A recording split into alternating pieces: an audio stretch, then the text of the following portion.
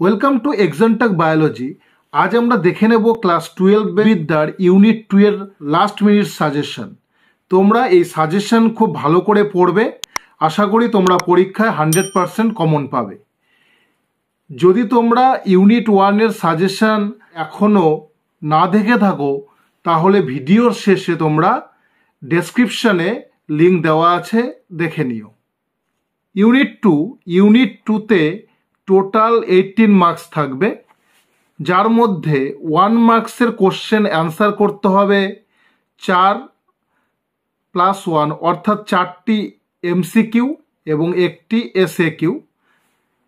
2 মার্কসের question answer করতে হবে একটি, 3 মার্কসের কোশ্চেন অ্যান্সার করতে হবে 2টি, 5 মার্কসের কোশ্চেন অ্যান্সার করতে হবে একটি। এই টোটাল 18 মার্কস। তাহলে ইউনিট 2 থেকে 18 মার্কসের কোশ্চেন অ্যান্সার করতে হবে। ইউনিট 2তে প্রথম চ্যাপ্টার 5 বংশগতি ও বিভেদ, 1 ও 2 নম্বরের কোশ্চেন।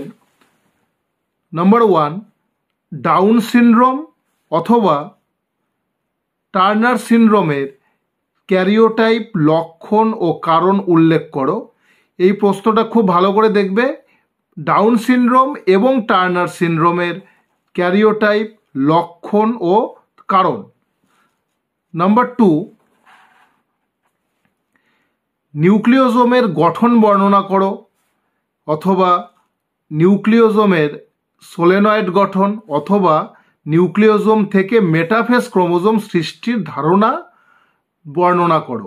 এই প্রত্যেকটা কোশ্চেনই সেম। তোমরা যখন উত্তরটি লিখবে তখন চিত্র অবশ্যই দেবে।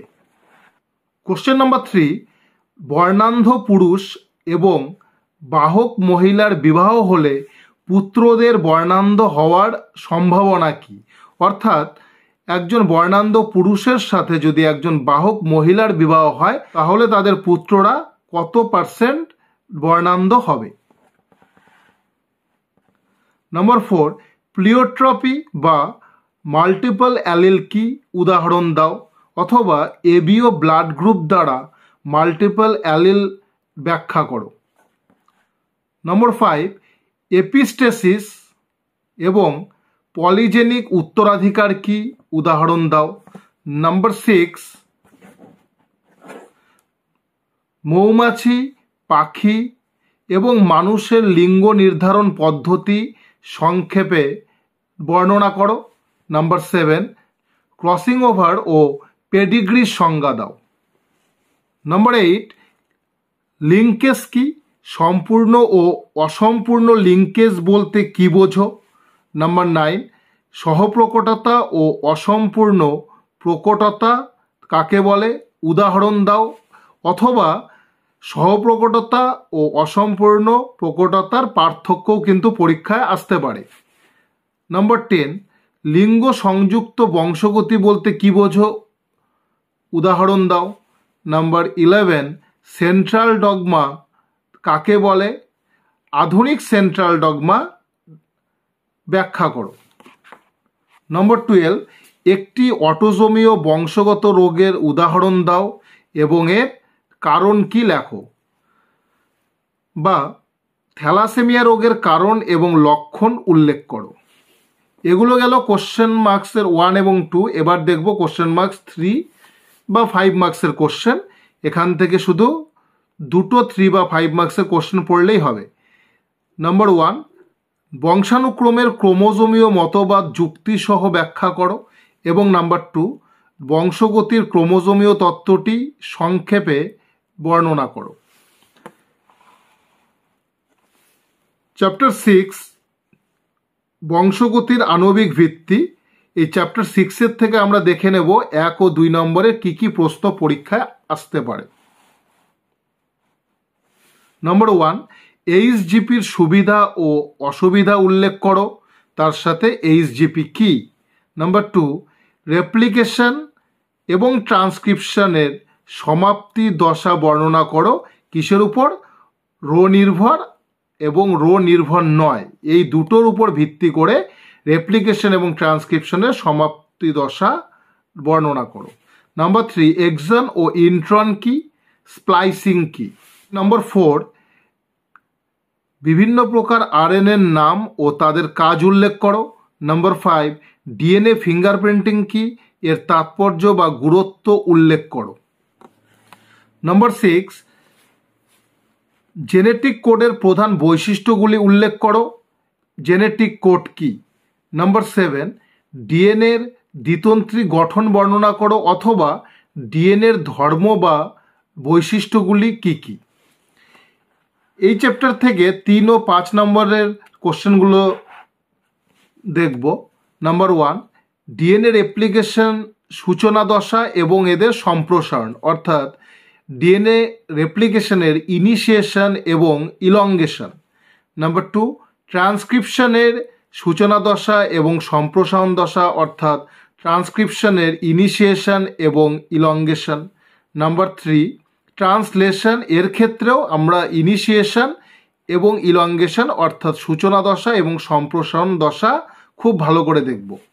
নাম্বার 4, রেপ্লিকেশন এবং ট্রান্সক্রিপশনের প্রধান বৈশিষ্ট্যগুলি লেখো। নাম্বার 5, আরআরএনএ, এমআরএনএ এবং টিআরএনএর গঠন বর্ণনা করো। নাম্বার 6, গ্রিফিথ এবং হার্সে ও চেজের ডিএনএ জিনবস্তু সংক্রান্ত প্রমাণটি ব্যাখ্যা করো।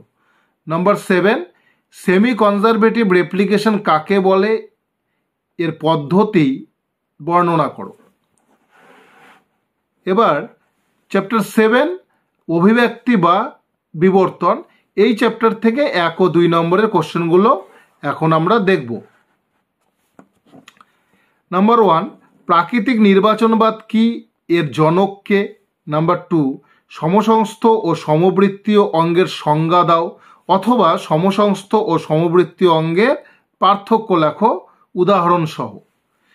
নিষ্ক্রিয় অঙ্গ কি, উদাহরণ দাও।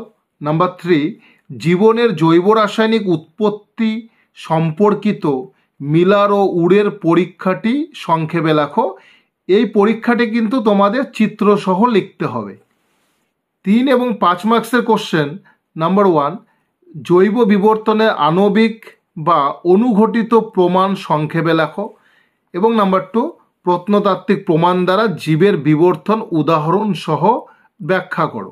তোমরা কিন্তু এই প্রশ্নগুলো ইগনোর করে যাও, কিন্তু এই চ্যাপ্টারের থেকে কিন্তু 5 নম্বরে এই 1 এবং 2 এই প্রশ্নগুলোও কিন্তু পরীক্ষার জন্য ভীষণ ইম্পর্টেন্ট। ইউনিট 2 এর লাস্ট চ্যাপ্টার 8, অভিব্যক্তির কৌশল। এখান থেকে আমরা দেখে নেব 1 এবং 2 নম্বরের কোশ্চেন। নাম্বার 1, জিন ফ্লো কি, জেনেটিক ড্রাফট কি। নাম্বার 2, উদাহরণ সহ অভিসারী ও অপসারী অভিযোজন ব্যাখ্যা করো। নাম্বার 3, স্থিতিশীল ও বিচ্ছিন্নকারক প্রাকৃতিক নির্বাচন কাকে বলে, উদাহরণ দাও। নম্বর 4, হার্ডি উইনবার্গের ভারসাম্য তত্ত্ব কি, এই তত্ত্বের গুরুত্ব উল্লেখ করো অথবা এই তত্ত্বটি কোন কোন বিষয়ের উপর নির্ভর করে সেগুলি লেখো। নাম্বার 5, পার্থক্য আসতে পারে আবার বৈশিষ্ট্যও পারে আসতে, আধুনিক মানুষ এবং এপ। এই চ্যাপ্টার থেকে আমরা 3 এবং 5 নম্বরের 2টা কোশ্চেন দেখব। নাম্বার 1, বিবর্তনে জেনেটিক ড্রিফটের গুরুত্ব উল্লেখ করো। এবং নাম্বার 2, ইন্ডাস্ট্রিয়াল মেলানিজমের সাহায্যে প্রাকৃতিক নির্বাচনবাদ ব্যাখ্যা করো। তোমরা ইউনিট 2 এর এই প্রশ্নগুলো খুব ভালো করে বাড়িতে প্র্যাকটিস করবে। পরীক্ষায় তোমরা এখান থেকে 100% কমন পাবে। আর আরেকবার বলছি, যদি তোমরা এখনও ইউনিট 1 এর সাজেশন না দেখে থাকো তাহলে ডেসক্রিপশানে লিঙ্ক দেওয়া আছে, তোমরা অবশ্যই দেখে নাও।